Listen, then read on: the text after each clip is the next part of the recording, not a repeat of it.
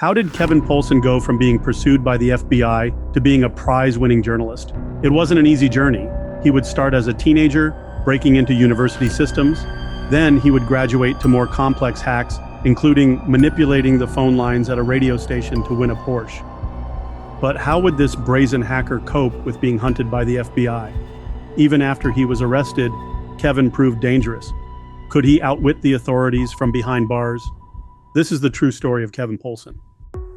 Kevin Poulsen's story begins in California in the late 70s. A shy child, he chose to spend his day on his computer investigating the newly formed internet. By the time he was a teenager, he had developed his technological skills. He regularly attended phone chats with other hackers. Through these meetups, he learned how to use his hacking skills to get free phone calls. In 1983, Kevin met another young hacker, Ronald Austin, in a hacking phone chat. Though Roland was inexperienced, Kevin liked the newcomer. He took him under his wing, showing him hacking techniques. Soon, the pair were hacking into computer networks across the country, including defense contractors. Kevin wouldn't be able to get away with these brazen hacks for long. On September 22, 1983, he awoke to find FBI agents surrounding his house. But Kevin was lucky. He was only 17 and was considered a minor. So they were forced to let him go. His friend Roland wasn't so lucky. As a 19-year-old, he was convicted and sent to prison for 2 months. Kevin's luck didn't end there.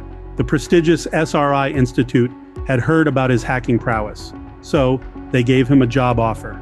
Kevin was now tasked with helping the US government protect its state secrets. This was a dream opportunity. During the day, he got paid a rich salary to work for the government. At night, he continued maliciously hacking. But a single unpaid bill would cause his life to unravel. Kevin had been renting a storage container, but he'd forgotten to pay for it. After 100 days, the owner was sick of waiting for payment, and he busted into the container. He was shocked by what he found. Fake IDs and computer gadgets were strewn around. Recognizing the signs of cybercrime, the business owner called in the FBI.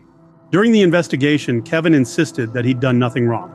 He claims he found the ID cards in the trash, and the computer equipment was harmless, but the FBI wasn't convinced.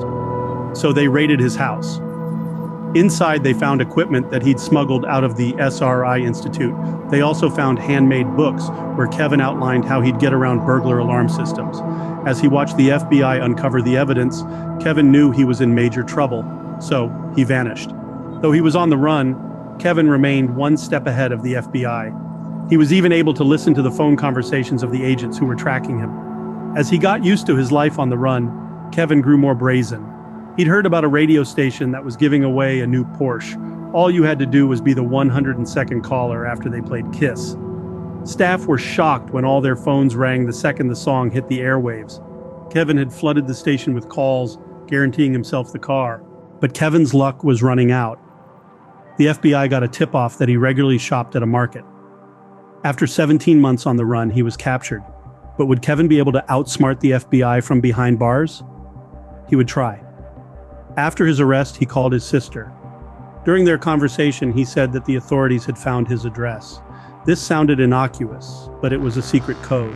It was a sign for Roland to retrieve Kevin's computer before the FBI found it. But this trick wouldn't be enough to stop his prosecution. Kevin was facing up to 100 years in prison. By the time he was sentenced, he'd already spent 4 years in prison.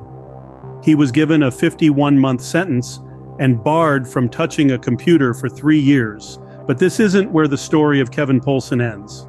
He became a journalist, working with the authorities to expose child predators and government wrongdoing.